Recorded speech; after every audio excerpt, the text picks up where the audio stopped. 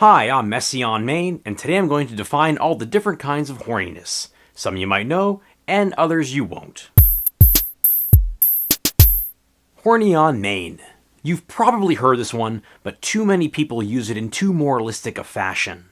Being horny on Main means to be horny on one's public-facing, or main, social media accounts. Being horny on Main can be used to describe behaviors like leaving suggestive or overtly horny comments on people's photos or videos, sliding into the DMs of people who aren't your mutuals, or steadily escalating the overtures that one makes in their Twitter replies. These days, the worst horny on Main offenses involve going through years of someone's Instagram feed and liking all of their cute selfies and whatnot. No doubt a person who isn't horny on Main will go through that same entire feed, but they will literally have a heart attack and die if they drop a single heart on a 2-year-old photo of their crush. The person who is horny on Main, they don't care that they left 50 or so hearts on photos dating back like 5 years ago, all within the span of about 3 minutes. To them, this is totally acceptable behavior.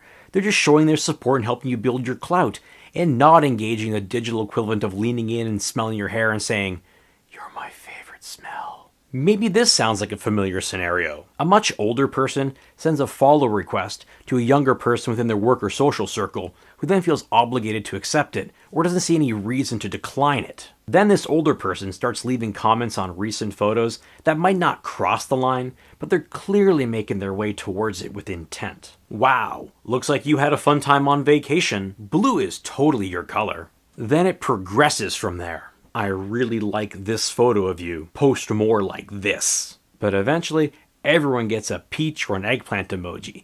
Then it's definitely time to delete, block, report, and go offline for a little bit. Setting a thirst trap is kind of a gray zone. While it is being horny on Main, you're just hopefully putting your horniness out there and not imposing it on anyone specific. Oh yeah, a thirst trap is a somewhat scandalous photo that you use to lure your crush into your DMs. This is a thirst trap. It's not cowardly at all. Yo, hit me up. Please? Now, leaving those kinds of comments on those kinds of photos when clearly they were never meant for you. That's being horny on Main. Horny in public. First off, for the people who get all indignant about public displays of affection, I'm sorry that you don't have a love in your life that you want the whole world to know about, and that you're so longing for physical closeness that you express it as envy and disapproval. Wow, it's totally cool that actual Nazis can menace people in public and promote genocide, but happy couples who hold hands and kiss in the park? That's totally reprehensible. Kids could see that. Nope. Horny in public is the guy who needs his girlfriend's butt cheeks like he's making a batch of bread or something. Okay, sure, the opening band isn't great, but there are plenty of things that you can do that don't involve practicing your baking skills on someone's butt. Being horny in public also encompasses letting complete strangers know that you get a lot of sex. A few years ago, I was in line at the absolute worst place on earth, Costco, buying a $5 rotisserie chicken and a box of Cliff Bars. I'm just holding my stuff in my hands, but the guy in the lane next to me has a cart with just a few things in it. One of which is this big orange box of like 1,000 condoms placed conspicuously within this cart. Okay, it was actually like 116, but still, I can't imagine anyone outside the profession, let alone that guy, having sex 116 times, period, let alone before half of those things even expire. Condoms are for safety, not wishful thinking. I must have made a face like this or something, because this guy looks at me like, nods down at the box, nods over at the woman he's with, looks back at me, starts nodding and smiling. Are we bros now? Of course, she catches the tail end of this, gives him an elbow in the ribs as if to say, stop being horny in public. Horny in private. Being horny in private shouldn't be confused with being horny with one's partner.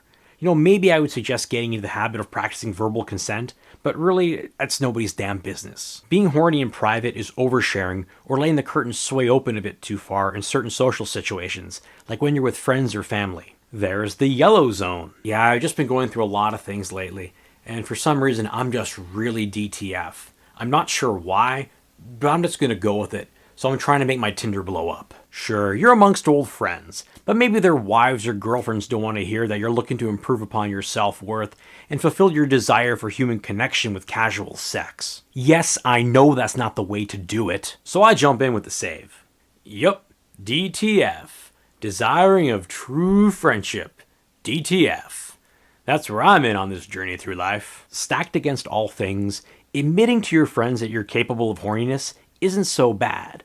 But, declaring precisely how horny you are, that's going a step beyond.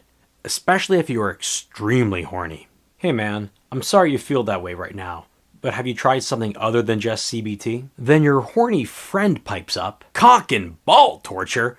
I never took you for the type. What are you into? Clamps? Hot wax? Electricity? And that's being horny in private. Horny on Bumble.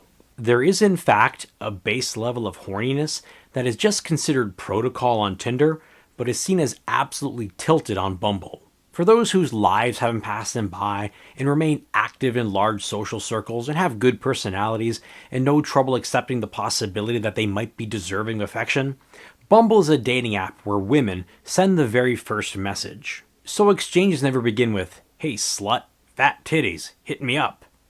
Please? If your opening line on Tinder is something like, "Hey, how was your weekend? What's your dog's name?" you will be reported.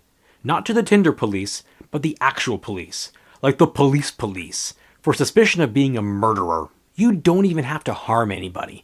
There will be a podcast about your crimes in due course. Being horny on Bumble is a very measured, careful kind of horny in public. You need to treat Bumble like your main and Tinder like your Finsta or your backup. Unbeknownst to me, Bumble is like one of those restaurants that turns into a nightclub after 2 a.m. So late at night, you get messages like this. "Hey, handsome, shrug emoji and a emoji that I can't get on my $100 Android phone." That's just not my self-conception, but look at the timestamp. This was sent at 3 a.m. on a Friday night.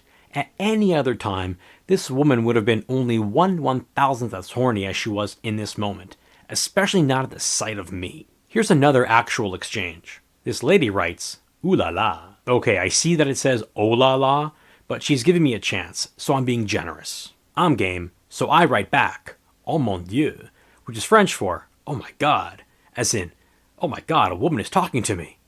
Do what now? French is the language of love, you know. Tu parles français? You speak French, she asks. Instead of responding with, "juste un petit peu," which means, "yeah, just a little bit," I realize that I'm in way over my head, so I revert back to being my usual self. I just do a little Control Z because I can't Control Alt Delete myself. Despite my best efforts, sadly no. Just a coy response to "ooh la la," I'm afraid. No further responses after that. You know, nothing wrong with being horny, and I'm not saying stop. I'm just saying know the time, the venue, the company you're with, and whether or not it's totally inappropriate. Which is most of the damn time.